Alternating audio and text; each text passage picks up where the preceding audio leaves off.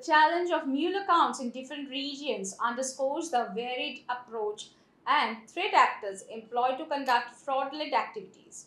In the US and Australia, for example, the issue of mule accounts often stems from the creation of synthetic identities or the takeover of legitimate accounts, both of which are mass produced by foreign threat actors. These accounts, which BioCatch classifies under the persona the deceiver, are specifically engineered to evade detection during the onboarding phase, allowing fraudsters to establish a foothold within financial systems without raising immediate red flags.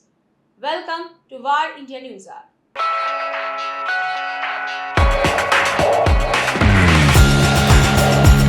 The global rise in authorized payment scams has heightened attention on money laundering, particularly the role of mule accounts within the fraud ecosystem.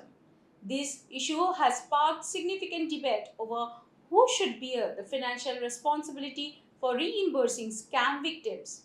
The Reserve Bank of India recently updated its master direction on Know Your Customer requirements, with new amendments aimed at improving controls to detect mule accounts.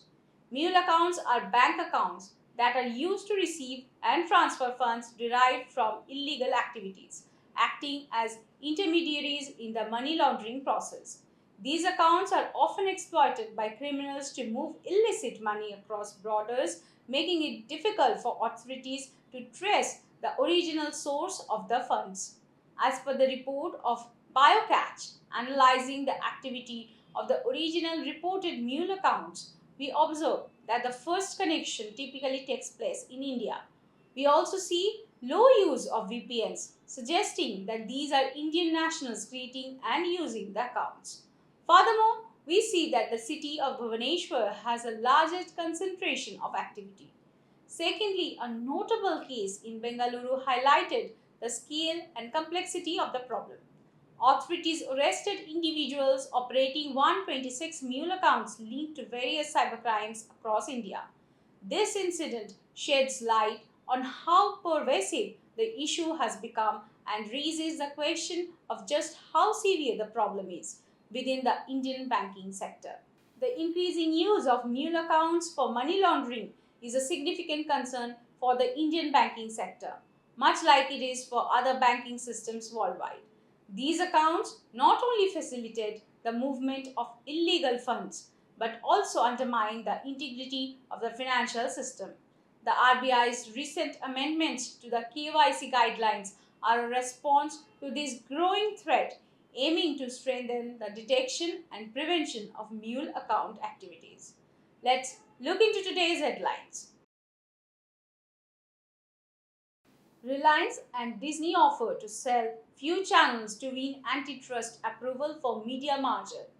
Reliance and Walt Disney have offered to sell some channels to win faster antitrust approval for their $8.5 billion India media assets merger.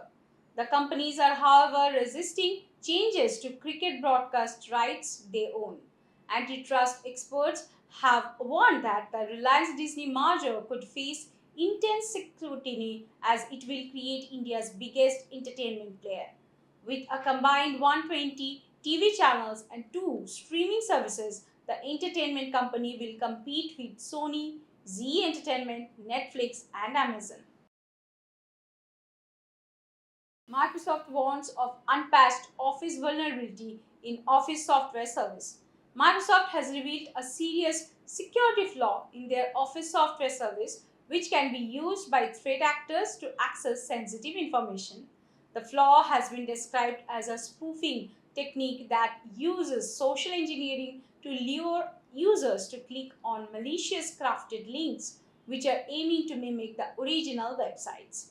The vulnerability was first discovered by security researchers who subsequently reported it to Microsoft. Karnataka government to provide grant to women entrepreneurs in tech sector. To boost women entrepreneurship in the tech sector, Karnataka government will be offering them grants under the W Escalate Elevate Women Entrepreneurship program. The Department of Electronics, IT and Biotechnology recently called for applications from women entrepreneurs in segments such as biotechnology, agri-tech, and health tech. The program includes a dual approach of incubation and acceleration along with funding for selected projects.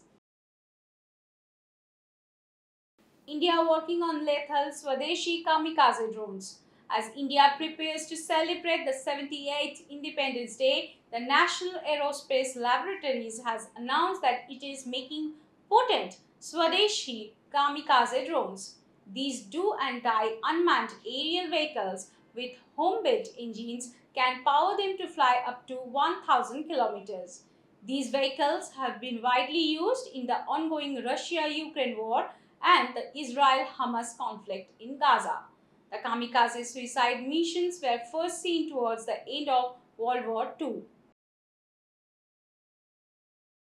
iPhone boom and PLI boost push Apple's India operations above 2 lakh crore rupees.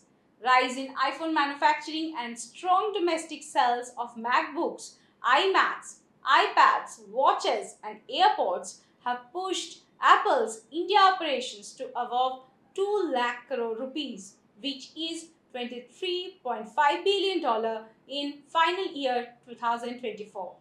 This marks a big jump for Apple from 1.15 lakh crore rupees in the previous year.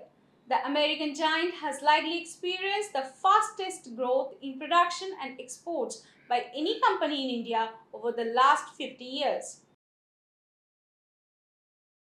That's all for now. Please like, share, comment, and subscribe to VAR India magazine. You can download the VAR India app from Google Play Store and Apple App Store for more news and updates. Stay tuned. Thank you.